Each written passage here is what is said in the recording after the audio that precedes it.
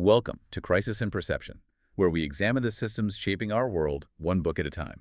Today, we are undertaking a critical deep dive into Hans-Hermann Hoppe's controversial work, Democracy, the God That Failed.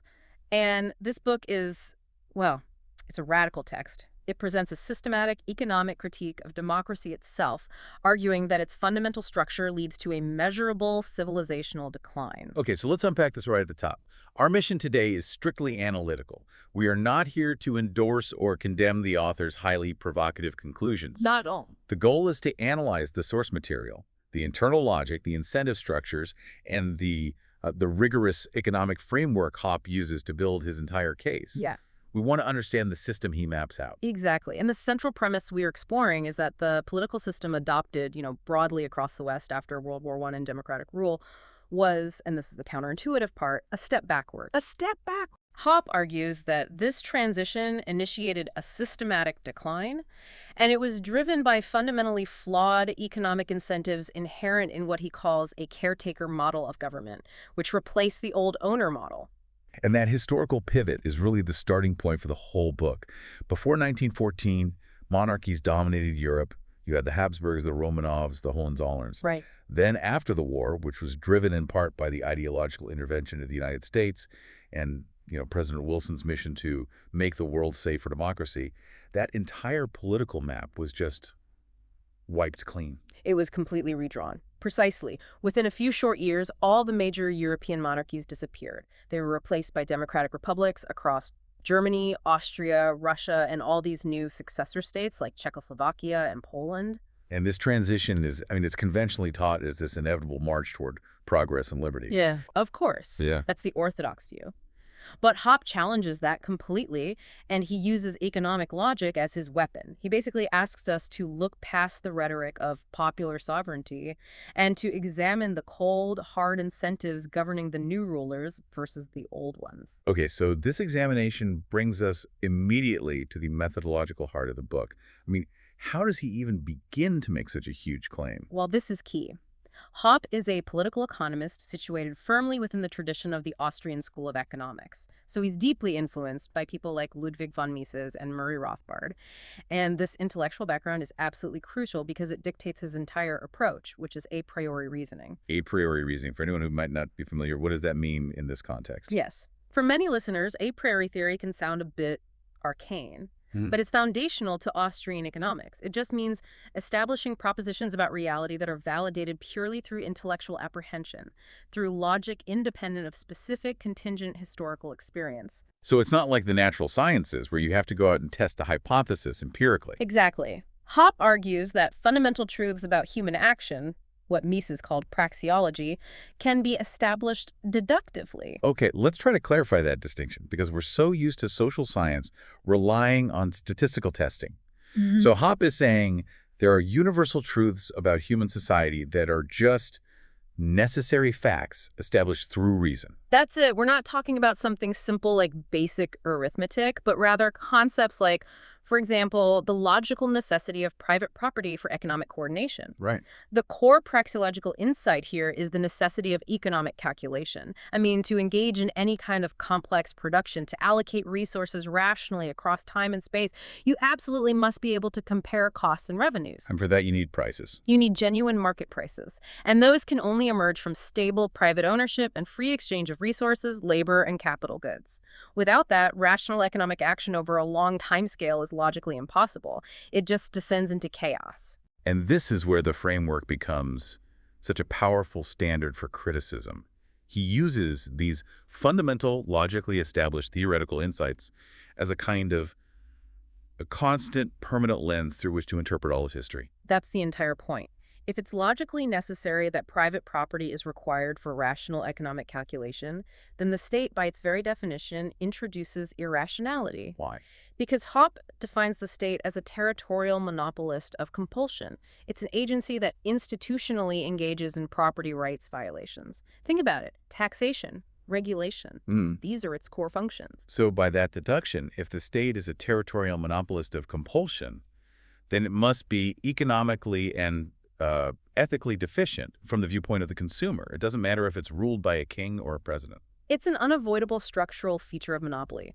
Every monopoly, even the monopoly on ultimate decision-making, is inefficient and exploitative compared to competitive alternatives. And this is how he challenges that progressive narrative we talked about. Yes.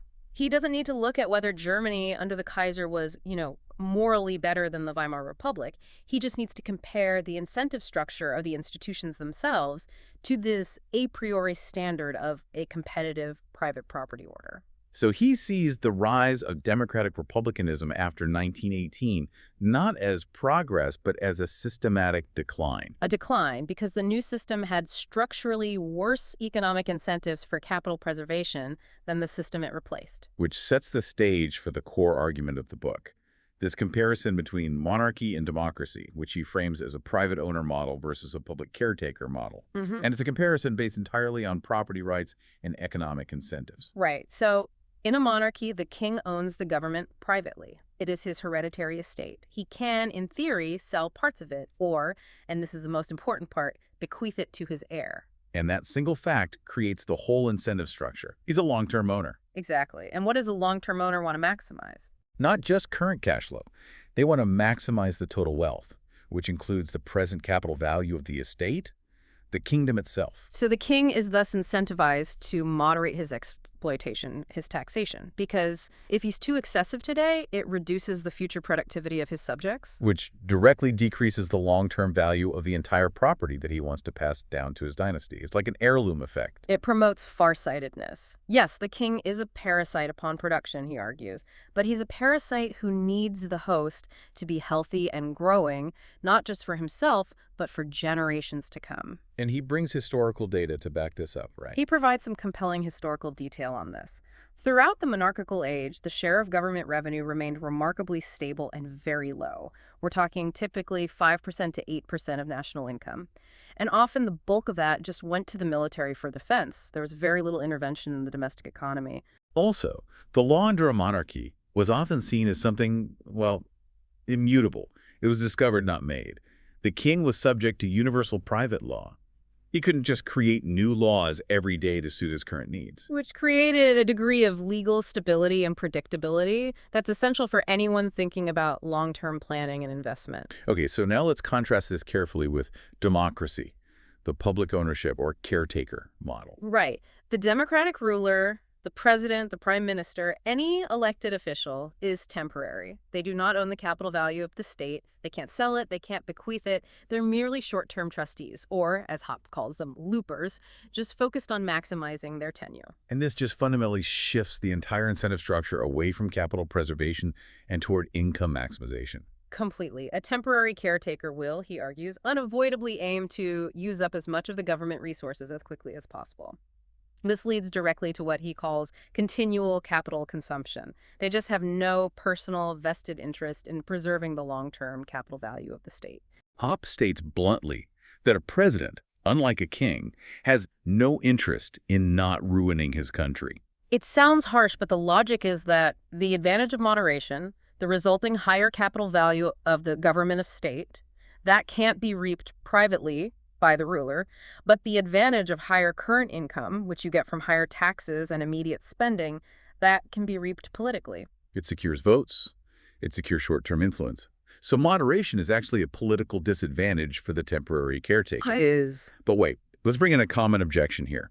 What about the next election cycle? Doesn't that act as an external constraint? I mean, doesn't the need to win votes tomorrow force a different kind of moderation, maybe by delivering stability or prosperity? That's a powerful question, and Hoppe addresses it directly.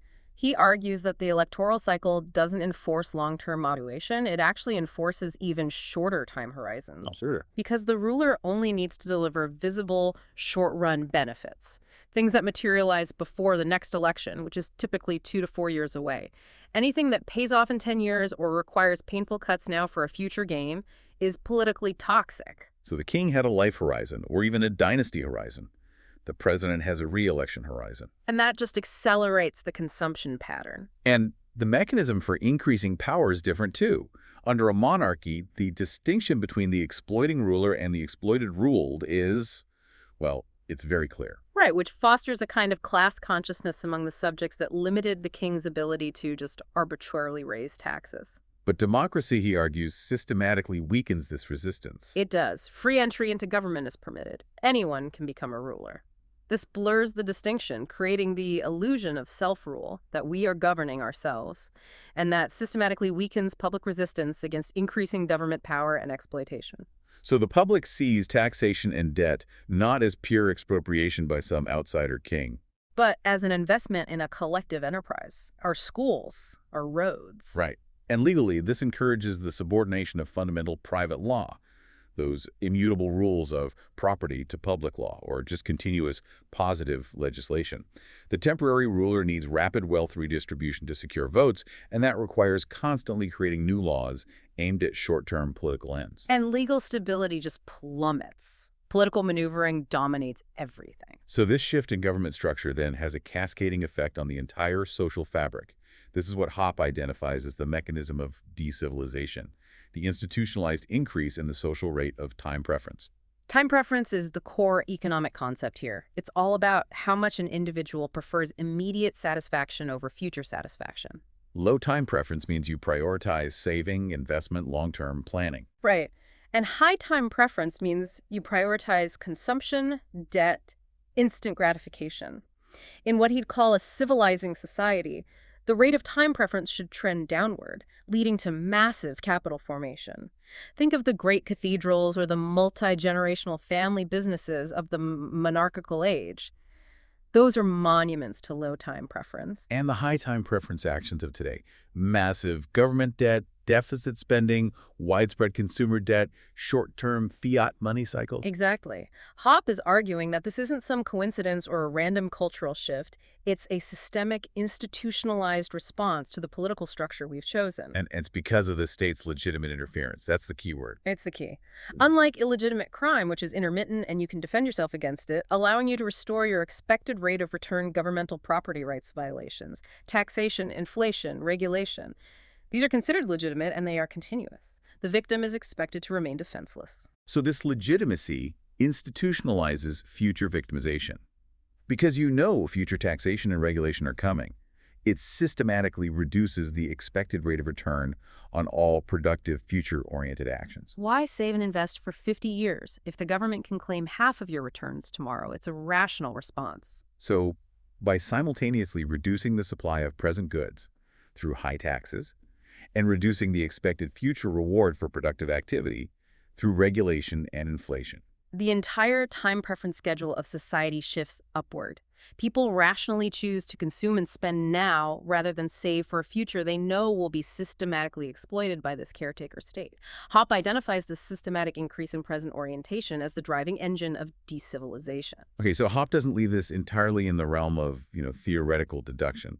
He marshals empirical evidence to show the practical outcomes of the caretaker system after that 1918 transition. If the theory is correct, we should see an acceleration of exploitation and short-sightedness in measurable data points. And he argues we do. Let's look first at the tax burden. As we noted, during that long monarchical age, the share of government revenue was stable at 5 to 8% of national income. Right. Following the onset of mass democratic republicanism, that burden has just exploded. After World War I, it jumped to 15 to 20%, and today it typically hovers around 40 to 50% of national product across Western nations. That is a staggering increase, a 5 to 10-fold increase in the resource extraction rate. It's massive, Yeah. and it directly reflects the caretaker's necessity for maximizing current income to fund immediate redistribution and secure votes, unconstrained by any thought for the long-term capital value of the estate. Okay, what about the money system? That's another big one. A huge one. The monarchical world was largely constrained by a commodity money standard, gold or silver, which required governments to have real reserves to inflate the money supply. This inherently limited deficit spending. And under that system, prices generally fell over time. Right. The purchasing power of money actually increased over the long term, which incentivizes saving. And then came the Democratic Republican age, especially after the complete shift to a pure fiat money standard in 1971. That enabled a permanent secular tendency toward inflation and currency depreciation. The figures Hoppe provides are shocking. The U.S. Wholesale Commodity Price Index, for example, it actually fell from 125 in 1868 to below 80 in 1914 under the gold standard. It's anter. Post-WWI, under the democratic fiat system, that index just soared.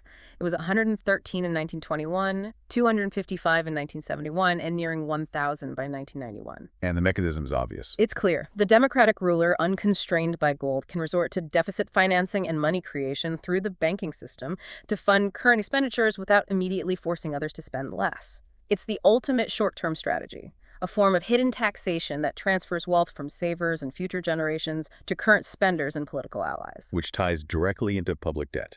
Of course. Constrained monarchs generally struggled to secure loans. They often paid very high interest rates that reflected a high risk of default. Democratic governments, fueled by fiat currency, exhibit an inevitable, constant tendency toward massive deficit financing and rising public debt. Often exceeding 100% of national product. It's pure, unadulterated capital consumption. It is the caretaker state mortgaging the future to maximize its current use of resources.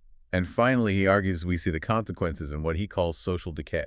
Yes, welfare spending, a form of mandatory collective insurance against every conceivable risk, was nearly non-existent in the monarchical age. Charity was voluntary, individual planning was a necessity. Now, over 50% of total government expenditure, something like 25% of national product, goes to public welfare spending. And this collectivization of responsibility, he argues, systematically weakens individual foresight and planning. Absolutely.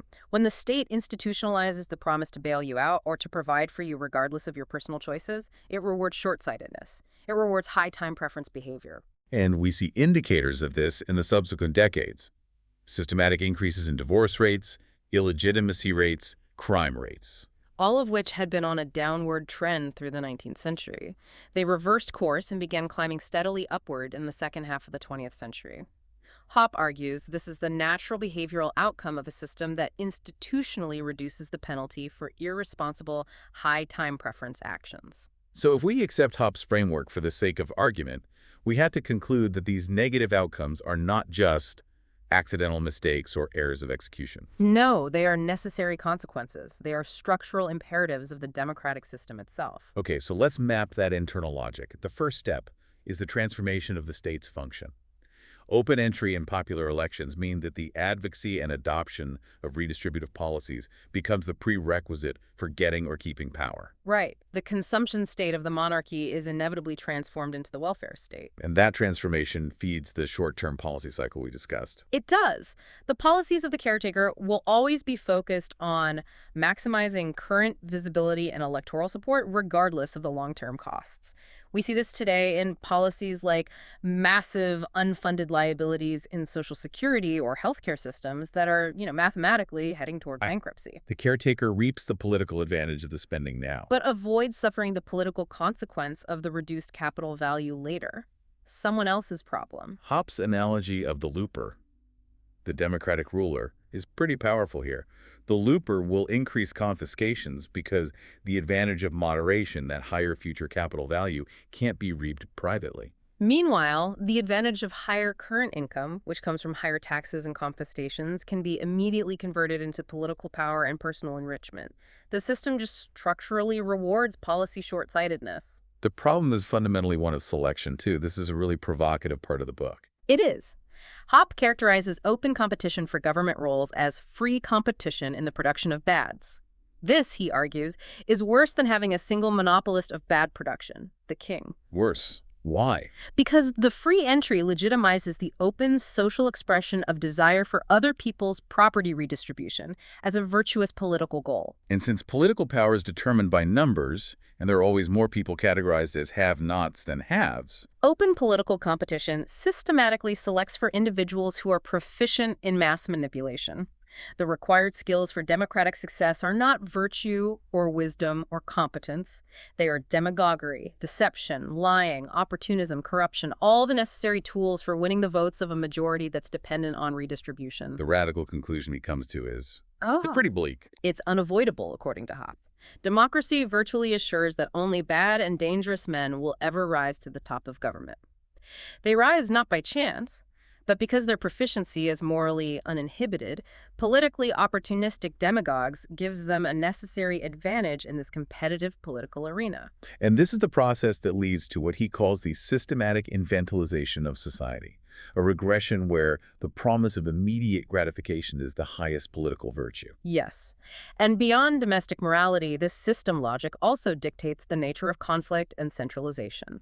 Hoppe notes that the democratic system inherently drives political centralization toward, well, world government aspirations. So, If you have multiple sovereign states existing in a state of political anarchy, logic dictates the necessity for some kind of judicial monopolist to mediate conflict between them. This ultimately drives the need for unification. We've seen this manifested historically in the rise of the U.S. as the sole military superpower, the top cop after the Soviet collapse. and it also transforms the nature of warfare itself. Fundamentally, under monarchies, wars were often limited dynastic conflicts. They were fought by professional armies over territory, with relatively limited interference with civilian life.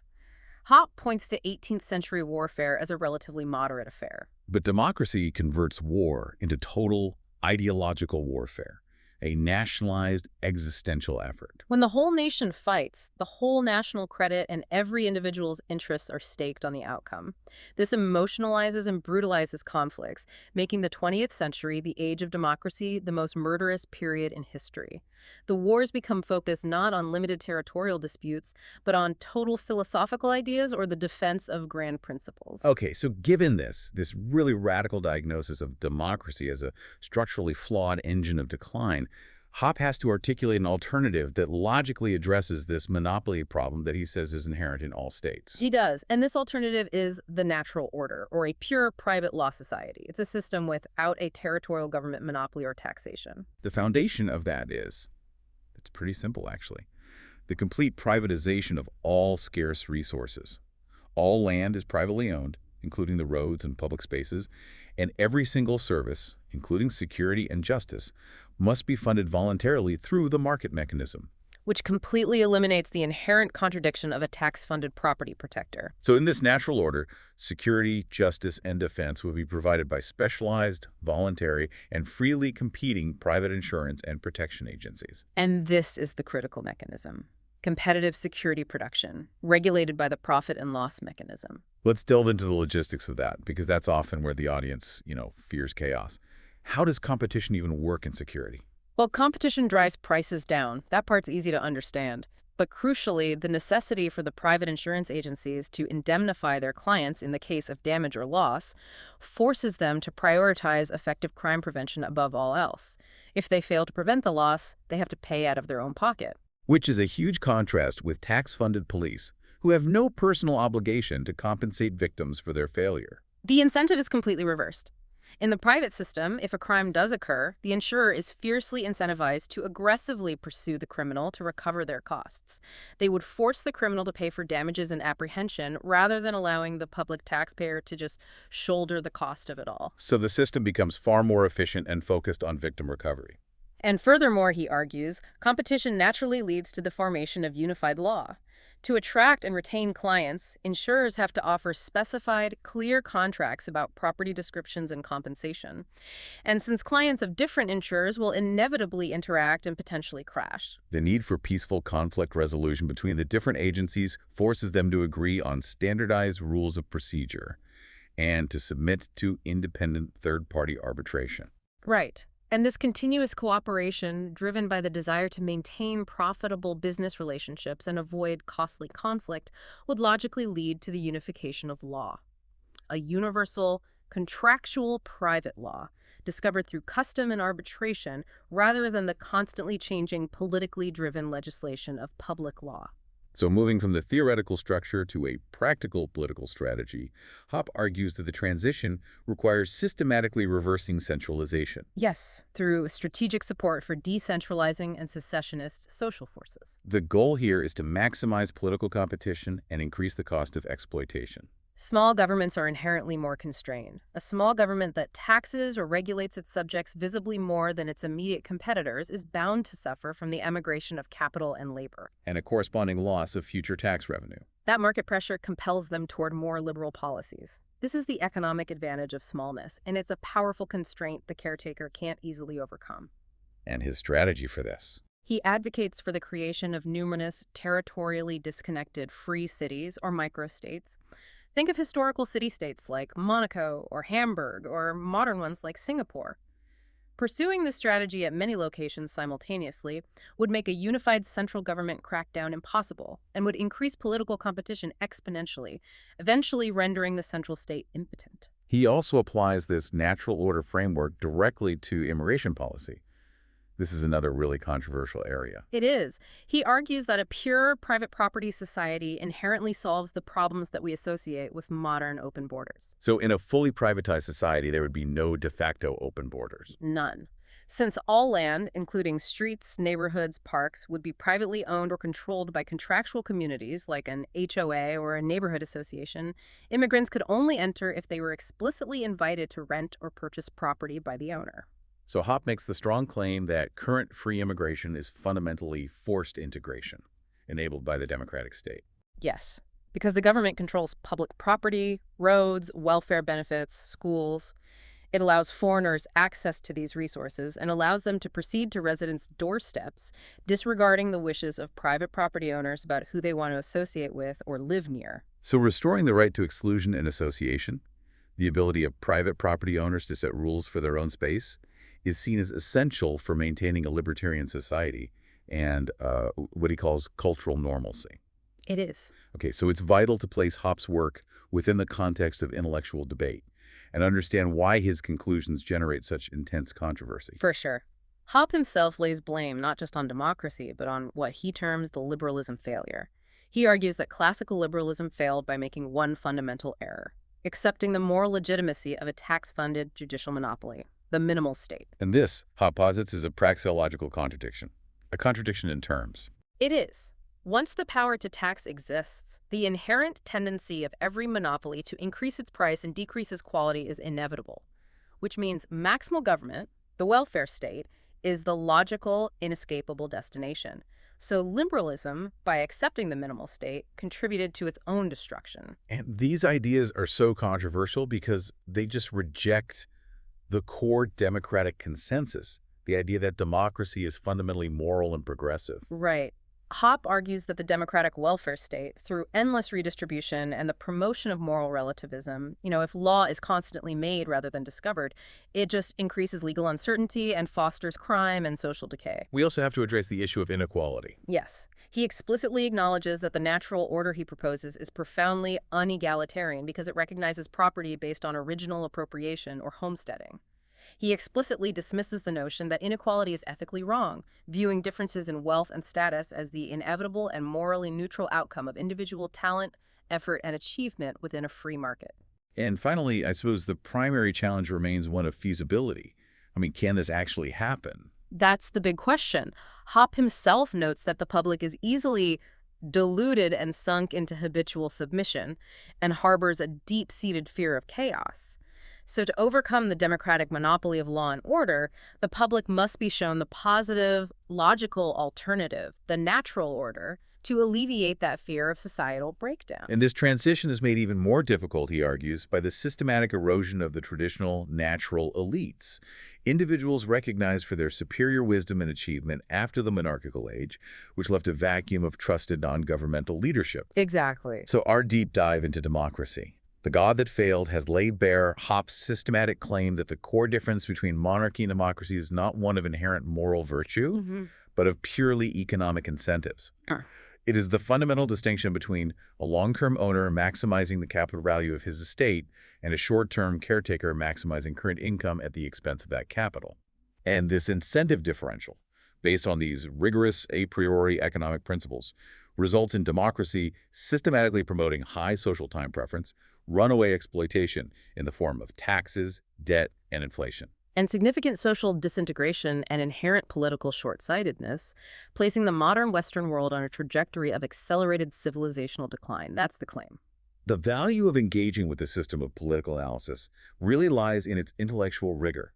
It forces you to question the implicit assumptions of political legitimacy and progress that often dominate modern discourse. It does. By applying relentless economic and logical principles to political structures, Hoppe shifts the focus from who is ruling to how the structure of governance itself shapes the decisions, the morality, and the economic health of a society. And as we stated at the outset, understanding the logic and the coherence of Hoppe's highly radical argument is entirely distinct from agreeing with his conclusions or endorsing his proposed alternative. Absolutely. The exercise is one of critical intellectual engagement, using his framework as a tool to reveal potential systemic deficiencies that might otherwise remain obscured by these conventional narratives about inevitable democratic progress. Which brings us to our final thought. The analysis suggests the internal logic of political competition, especially open competition for mass redistribution, rewards not virtue or foresight or genuine competence, but rather demagoguery and opportunism leaders who promise immediate gratification at the expense of capital preservation. So if the modern political system is structurally designed to elevate bad and dangerous men who systematically choose short-sighted exploitation over long-term stability, what personal responsibility do you bear when participating in a system that systematically selects for this unavoidable result? We credit Hans-Hermann Hoppe for the book Democracy, The God That Failed. If this discussion interested you, we encourage you to check out the book directly and explore its arguments further by checking your local or academic libraries. For a shorter visual overview of this topic, see the mini explainer linked in the description. If you enjoy this kind of systems level analysis, please like, subscribe, and comment with books or topics you'd like us to explore next.